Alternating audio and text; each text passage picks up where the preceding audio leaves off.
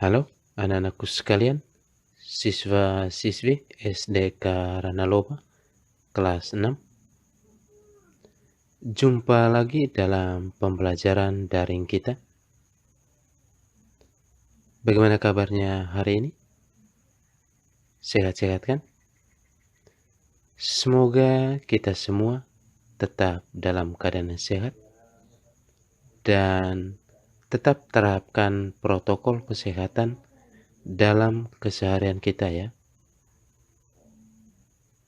Oke, anak-anakku sekalian, pada pembelajaran sebelumnya kita sudah belajar tentang cara perkembangbiakan tumbuhan secara garis besar, tentang organisasi ASEAN dan bagian-bagian bunga.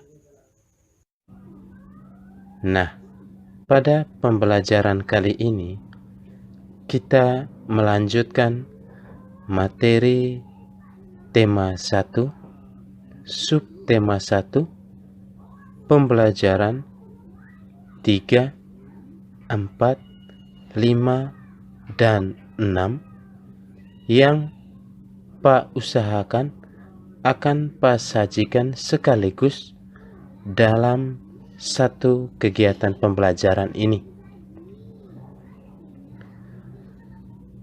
Oke, anak-anakku sekalian, kalian sudah belajar tentang jenis-jenis perkembangbiakan tumbuhan secara generatif dan vegetatif. Dan saat ini kita akan belajar lebih dalam tentang perkembangbiakan vegetatif pada tumbuhan.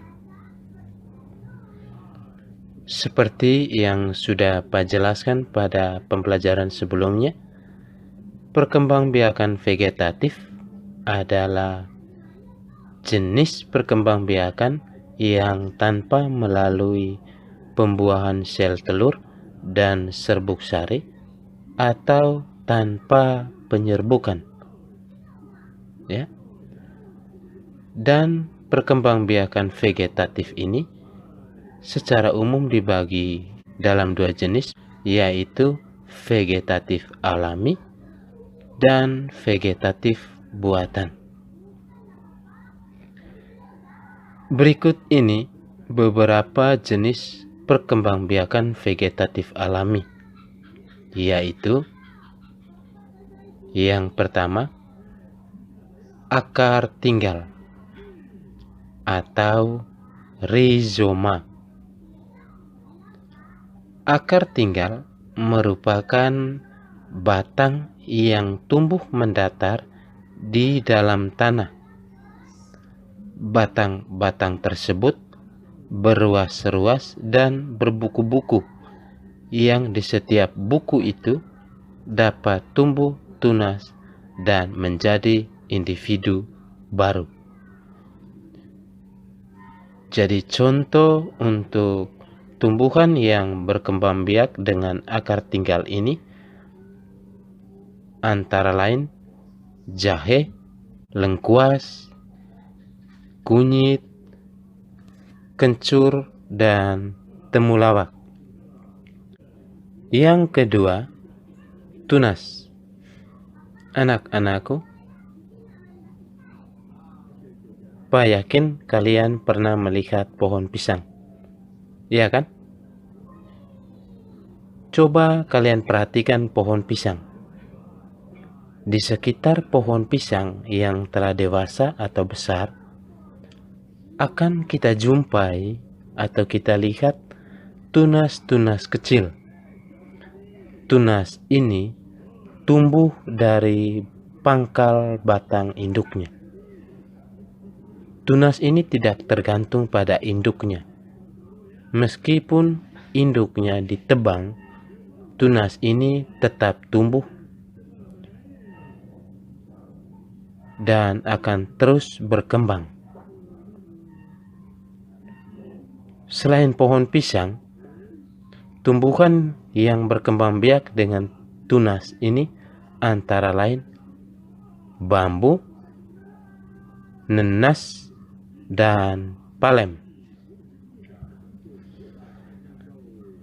Yang berikut, yang ketiga adalah umbi lapis. Contoh tumbuhan yang berkembang biak dengan umbi lapis di antaranya bawang daun, bunga bakung, dan bunga lili. Yang keempat, tunas adventif. Tunas adventif adalah tunas yang tumbuh tidak di ujung batang dan ketiak daun. Tunas ini tumbuh di bagian tumbuhan yang biasanya tidak bertunas. Contohnya pada tumbuhan cocor bebek. Tahu kan tumbuhan cocor bebek? Ya. Yang kelima, umbi batang. Umbi batang sebenarnya merupakan batang yang tumbuh di dalam tanah dan ujungnya menggembung membentuk umbi. Contoh tumbuhan yang berkembang biak dengan umbi batang ini kentang dan ketela rambat. Ya. Yang keenam, geragi atau stolon. Geragi adalah batang beruas yang tumbuh menjalar di permukaan atau di dalam tanah. Jadi contoh tumbuhan yang berkembang biak dengan cara geragi ini adalah stroberi. Ya. Yang ketujuh, spora. Spora adalah sel yang berubah fungsi menjadi alat perkembangbiakan. Bentuk spora yaitu seperti biji, tetapi sangat kecil dan hanya dapat kita lihat dengan menggunakan mikroskop. Ya, jadi kita tidak bisa melihat dengan mata telanjang. Kita harus menggunakan mikroskop. Jadi contoh tumbuhan yang berkembang biak dengan spora ini diantaranya jamur, lumut, dan tumbuhan paku-pakuan. Yang kedelapan, yang terakhir, yaitu membelah diri. Jadi contoh tumbuhan yang berkembang biak dengan membelah diri yaitu pada tumbuhan ganggang hijau, volvox, dan chalmidomonas. Oke, anak-anakku sekalian, demikianlah jenis-jenis perkembangbiakan vegetatif alami pada tumbuhan beserta contoh. Harapkan kalian dapat menangkap informasi penting dari paparan materi tentang jenis-jenis perkembangbiakan vegetatif alami tadi. Semoga kalian bisa menangkap dan memahami apa yang sudah Pak jelaskan tadi. Nah, anak-anakku sekalian, tahukah kamu apa itu informasi penting? Informasi penting merupakan informasi pokok atau pokok masalah yang terdapat dalam sebuah pembicaraan atau sebuah bacaan. Jadi informasi penting merupakan informasi pokok atau pokok masalah yang terdapat dalam sebuah pembicaraan atau sebuah bacaan. Informasi penting ini disebut juga ide pokok, pikiran pokok, atau gagasan pokok. Untuk menemukan informasi pokok atau gagasan pokok, kalian harus menemukan kalimat utamanya terlebih dulu. Dengan menemukan kalimat utama, kalian dapat menentukan gagasan pokok dalam sebuah paragraf. Lantas, apa perbedaan kalimat utama dengan gagasan pokok? Anak-anakku sekalian, kalimat utama adalah kalimat yang memuat ide pokok yang digunakan sebagai acuan dalam pengembangan sebuah paragraf. Jadi kalimat utama adalah kalimat yang membuat ide pokok yang digunakan sebagai acuan dalam pengembangan paragraf. Sedangkan ide pokok adalah pokok masalah yang mendasari sebuah paragraf. Cara termudah untuk mengetahui gagasan utama sebuah paragraf adalah dengan pertanyaan, paragraf ini membahas tentang apa ya? Dengan pertanyaan itu, jawaban dari pertanyaan itulah yang disebut sebagai ide pokok atau gagasan utama paragraf tersebut. Ya, anak-anakku sekalian, kalian bisa perhatikan contoh pada papan tulis berikut ini. Ini contoh sebuah paragraf. Bacaan yang baik untuk anak berisi contoh yang baik-baik pula. Cara yang dapat dilakukan dengan menampilkan tokoh kartun, boneka, badut yang lucu, tetapi mengandung unsur pendidikan. Tokoh binatang yang cerdik pun dapat pula mewakili pesan moral. Misalnya, kancil menipu buaya atau sejenisnya. Tokoh orang bertubuh raksasa tetapi sangat baik terhadap sesama. Ya, kalian perhatikan contoh paragraf di samping. Dari contoh di samping di papan tulis, kalimat utamanya adalah bacaan yang baik untuk anak berisi contoh yang baik-baik pula. Pak ulangi. Dari contoh paragraf di samping, kalimat utamanya adalah bacaan yang baik untuk anak berisi contoh yang baik-baik pula. Sedangkan ide pokok atau gagasan utama paragraf tersebut yaitu bacaan yang baik untuk anak. Oke? Kalian bisa pahami? Jadi dari paragraf di samping, Pak sudah sebutkan kalimat utama dan ide pokoknya. Bagaimana? Bisa dipahami kan?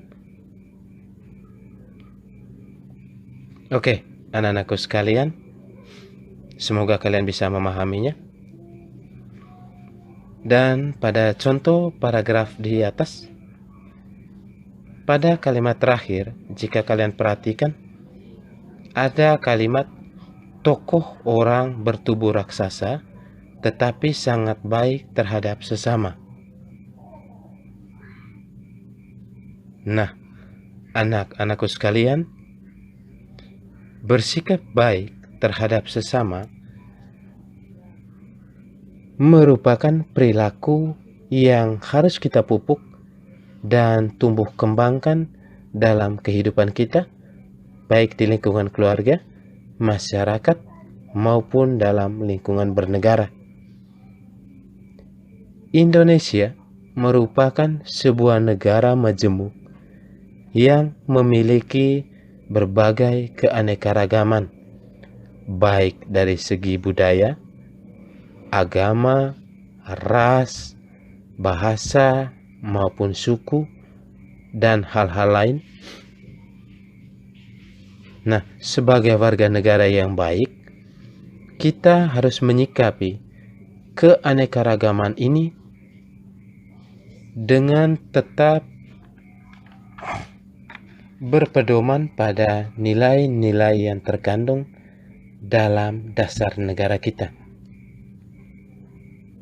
Kalian tahu dasar negara kita kan?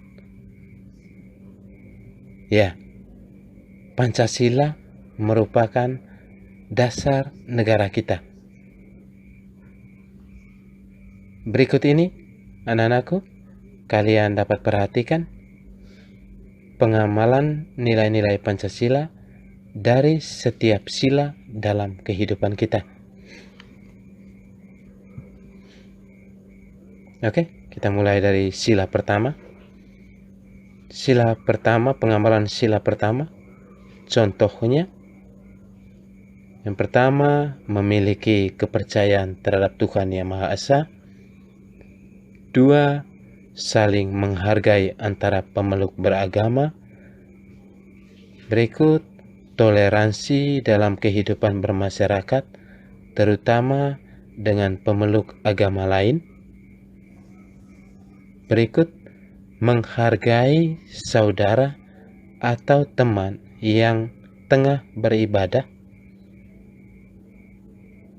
Tidak memaksakan suatu agama atau kepercayaan kepada orang lain,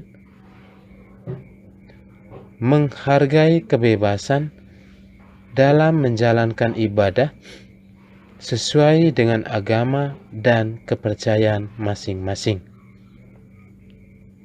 Ya. Ini hanya beberapa contoh yang bisa Pak sajikan pengamalan sila pertama dan contoh-contohnya.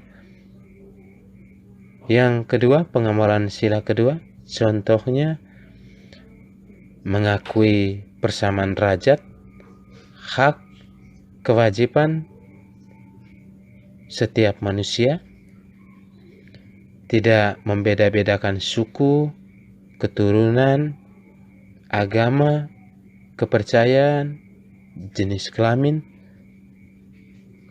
menerapkan sikap tenggang rasa, tidak semena-mena terhadap orang lain, menghargai nilai-nilai kemanusiaan, dan lain-lain sebagainya. Yang ketiga, pengamalan sila ketiga, contohnya tidak memusuhi suku tertentu, mengikuti upacara bendera, menghargai kebudayaan dan bahasa daerah lain. Berikut, menghargai persahabatan dengan semua teman, dan lain-lain sebagainya. Pengamalan sila keempat beserta contohnya. Yang pertama, tidak memaksakan kehendak kepada orang lain, mengutamakan musyawarah untuk mufakat, mengutamakan kepentingan umum di atas kepentingan pribadi atau golongan, melaksanakan hasil keputusan bersama dengan penuh tanggung jawab. Dan yang terakhir, pengamalan sila kelima disertai contohnya, yaitu menghormati hak orang lain. Yang kedua, mengembangkan keadilan terhadap sesama.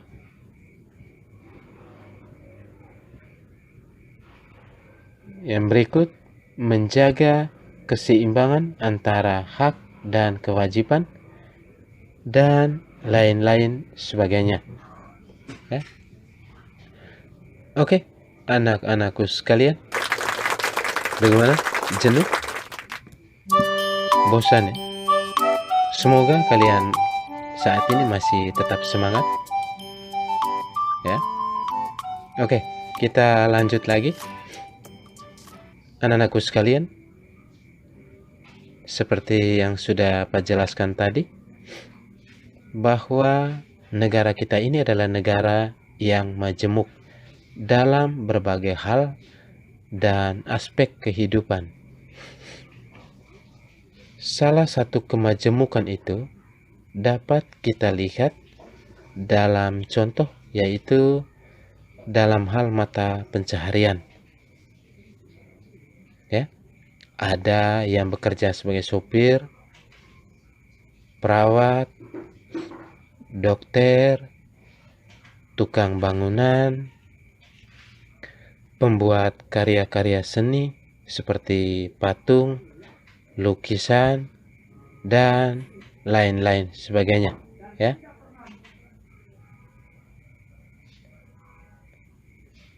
Nah, anak-anakku sekalian, pernahkah kalian melihat sebuah patung? Ya, tentu kalian pernah melihatnya kan? Dan bahkan mungkin memiliki. Oke, anak-anakku, berbicara tentang patung ini, sesungguhnya ada beberapa hal penting yang harus kalian ketahui. Jadi, patung merupakan sebuah karya seni 3 dimensi. Karya seni 3 dimensi maksudnya adalah karya seni yang memiliki panjang, lebar, dan tinggi. Berbeda dengan karya seni lukisan yang merupakan karya seni 2 dimensi yang hanya dapat kita lihat dari satu sudut. Sedangkan untuk patung ini dapat dilihat dari beberapa sudut. Ya. Jadi patung ini merupakan karya seni 3 dimensi. Berdasarkan cara pembuatannya, patung dibedakan atas 2 jenis, yaitu patung arca dan patung relief. Patung arca merupakan jenis patung yang bentuknya menyerupai makhluk hidup seperti manusia, hewan, atau tumbuhan. Sedangkan patung relief merupakan patung yang terletak pada dinding sehingga hanya bisa dinikmati atau dinilai dari arah depan saja. Ya. Jadi patung relief ini merupakan patung yang terletak pada dinding sehingga hanya dapat dinikmati atau dinilai dari arah depan saja. Sedangkan bahan untuk membuat patung dibedakan menjadi 3, yaitu yang pertama bahan lunak. Bahan lunak adalah material yang empuk dan lentur sehingga mudah dibentuk. Contohnya lilin, tanah liat, dan sabun. Yang kedua adalah bahan semilunak. Ya. Bahan semilunak adalah bahan yang tidak terlalu lunak, juga tidak terlalu keras. Jadi contohnya kayu randu dan kayu mahoni. Yang ketiga, bahan keras. Bahan keras adalah bahan yang memiliki sifat fisik keras sehingga membutuhkan peralatan untuk membentuknya. Jadi contoh bahan keras ada dua, yaitu kayu dan batu. Kayu ini terdiri dari kayu jati, sonokling, dan kayu ulin. Sedangkan batu terdiri dari batu padas, granit, dan batu pualam atau marmer. Ya, anak-anakku sekalian. Berikut adalah alat-alat yang biasa digunakan dalam membuat patung. Ya. Yang pertama, butsir. Yang kedua, pahat. Yang ketiga, meja putar. Yang keempat, palu. Yang kelima, cetakan. Dan yang terakhir yaitu sendok adonan. Berikut teknik yang digunakan saat membuat patung. Ya. Jadi teknik yang digunakan saat membuat patung ini terdiri dari 4 teknik. Di antaranya, yang pertama, teknik butsir. Teknik butsir yaitu teknik dalam membuat patung dari bahan lunak seperti tanah liat. Teknik ini dilakukan dengan cara memijit, menambah, atau mengurangi bahan hingga menghasilkan bentuk sesuai dengan yang kita inginkan. Yang kedua, teknik pahat. Teknik pahat ini dipakai untuk membentuk patung yang berbahan keras. Yang ketiga, teknik cetak. Teknik ini dibagi menjadi 2, yaitu cetak tekan dan cetak tuang atau cor. Yang keempat adalah teknik konstruksi. Teknik konstruksi ini dibuat untuk membuat patung dengan cara menyusun bahan baik dengan kerangka ataupun tanpa kerangka. Jadi teknik dalam membuat patung tadi dibagi menjadi 4. Teknik butsir, teknik pahat, teknik cetak, dan teknik konstruksi.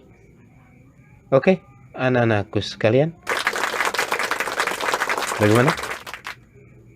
Bisa tangkap uraian materi yang Bapak sampaikan? Semoga kalian bisa menangkap pesan materi yang Bapak sampaikan dalam video pembelajaran ini. Dan anak-anakku sekalian, tidak terasa materi pembelajaran kali ini sudah selesai. Untuk ringkasan materi dan LKPD-nya akan Bapak kirimkan lewat grup WhatsApp kelas kita. LKPD-nya akan Bapak pisahkan per pembelajaran. Jadi kalian akan terima 4 LKPD dan ringkasan materinya. Harap dikerjakan untuk kemudian dikumpulkan. Oke, anak-anakku sekalian, sekian saja. Semoga bermanfaat dan salam sehat dari rumah. Sekian dan terima kasih.